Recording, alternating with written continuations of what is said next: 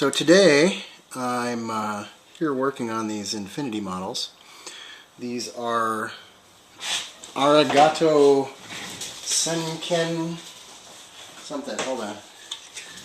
Aragoto Senkenbutai, which is really a mouthful. These models are actually one of the reasons I picked the Juqing faction as the faction that I was going to be creating an army for. I guess army is probably the wrong term. Anyway, I love these bikes. They're awesome. And whatever else, the models didn't matter. These were really cool. I wanted to do them, and therefore I was going to do this faction. Right now they're pretty much done, but what I'm doing is adding some last minute detail to the bases, really just sort of dirtying up the road and the sidewalks. I actually sculpted sidewalks onto the bases just to give them, I don't know, sort of ground them, make them a little bit a part of something greater that was going on around them. Anyway, I kind of wanted to talk about the models because in many ways these were pretty unique. They are amazing figures. They really are.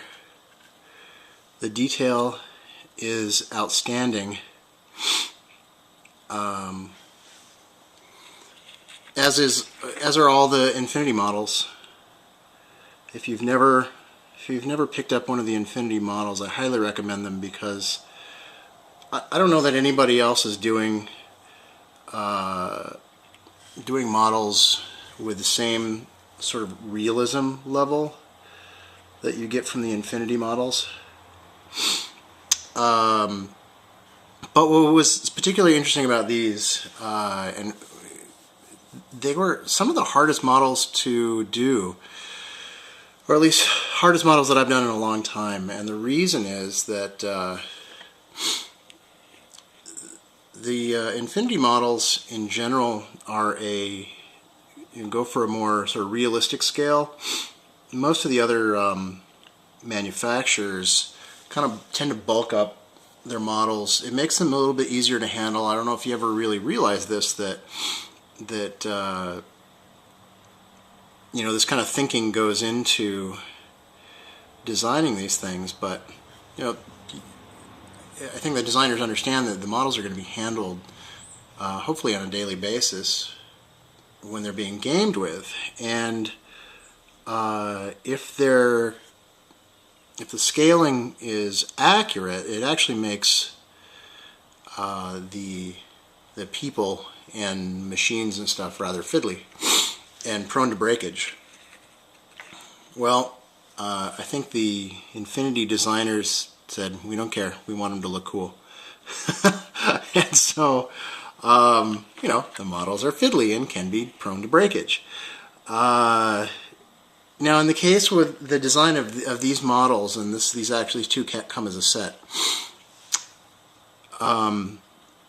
there were some elements of it that are kind of annoying. First off, the bikes have no fixed point where they're going to attach to the bases. Now, that can be a drawback, or it can be, or you might look at it as a positive. It leaves you free to sort of do whatever you want with it. You can position them however you want. The downside, of course, is that once you decide how you want to set it up, you pretty much have to pin it. You might be able to glue it. I suppose in the end, and I'll talk a little bit about glues in a second, but if you want it to stay, you're going to have to pin it, which means, you're probably going to want to drill into either the back tire or into the underside of the fairing in the middle there, which is going to leave a little pin kind of hanging out there where everyone can see it. which, you know, I don't think that's the best option. But I pinned them both in the back wheel. I should have put 2 pins, because by just pinning on the back wheel, it means that they kind of want to pivot, so you have to glue down the front end, and well, there's that. So second thing, so aside from that, the riders don't have really a definite attach point aside from one hand. One hand goes into the bike, it's got the hand grip on there, and the other hand is free, and then of course, you know, where the butt hits the seat. But there is some play as to where exactly the models can go. They're not, they don't have, there's nothing on the bikes that fits the rider, nothing on the rider that fits the bike. You know, again, no definite pin aside from that hand grip. So you kind of have to keep that in mind, and there's no easy way to pin these guys.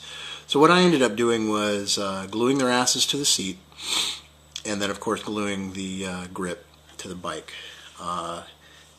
In the end, it means this whole setup here is rather fragile.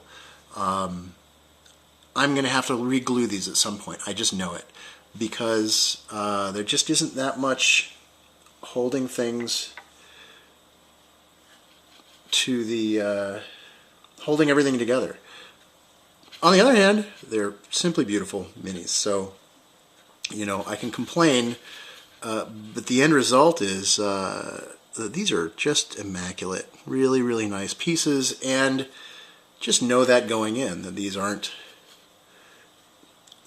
built to be handled roughly. Sorry about the sniffling. The pollen is out in full force out here in western Massachusetts, and my allergies are letting me know it. So anyway, I'm doing some final touches here just because I felt like the ground needed to be dirtier than it was, and oils, which is what I'm using here, are absolutely the best way to make a street look realistic, because a street is, whether you notice it or not, is covered with oil and dirt and grime, all encrusted into the oil. And so your oil paints, and I'm using a little carbon black, a little raw umber, and a little raw sienna as my colors, mostly raw umber and sienna, raw umber and black. They give you a really nice oily look. I know that weathering powders are all the rage right now, but I love using oils for weathering, especially for something like this. Oh, so I was going to talk about glue a little bit, because that was sort of something else, a realization that I came to while working on these models, and that is that I have a new favorite glue, and that is Gorilla Glue. Gorilla Glue is awesome. Gorilla Glue is essentially just resin that doesn't need an accelerator.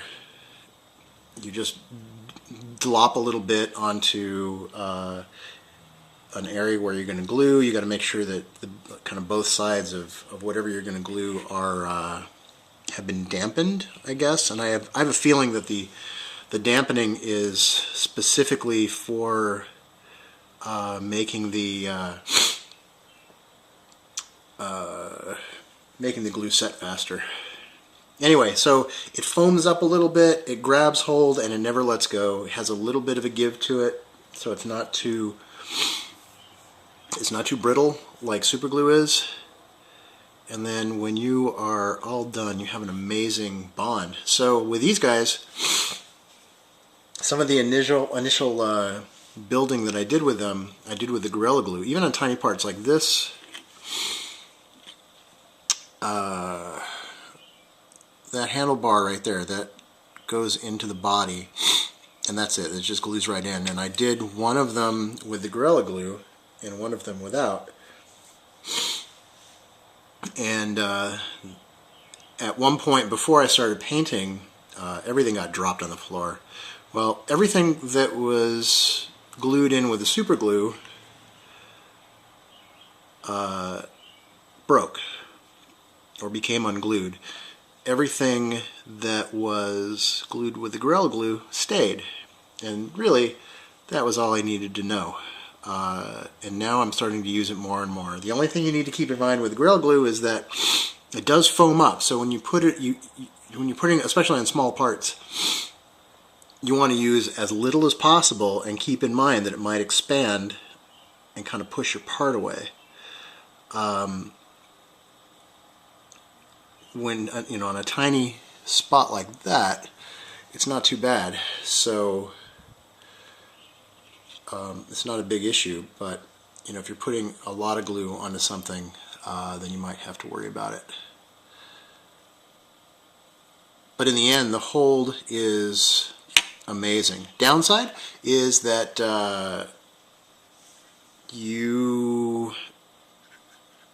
it doesn't hold right away. It's not super glue, so it's got to sit for a while. In fact, maybe even a couple of hours before you can do anything with the parts that you've glued. But at the end of the day, you're going to have a part that is not going to, it's not going to break. It's not going to come apart. So there it is. And that's it. So, these models, there were no instructions. The parts are fiddly. It's hard to put together. It's a pain in the butt. But once you get it all done, it is just super sweet. And I love them. And I can't wait to get them out on the table and play with them. So there it is. That's my I guess overview or review of these minis, and I'm going to go ahead and just finish up my my weathering on these bases and call it done. So that's all for now, and I will talk to you all later.